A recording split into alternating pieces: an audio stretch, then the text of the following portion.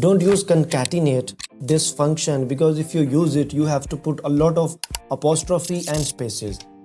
Like I want to merge all the cells, and I will add apostrophe, continue, spaces, and then I can get the merger. I can join them because I need a number, then I need a date, and then I need a name.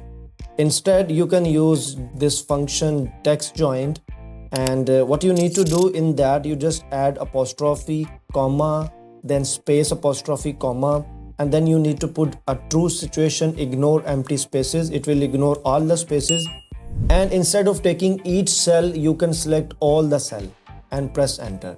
You can see, and then Control D, and you will get it. Follow me for more Excel tips.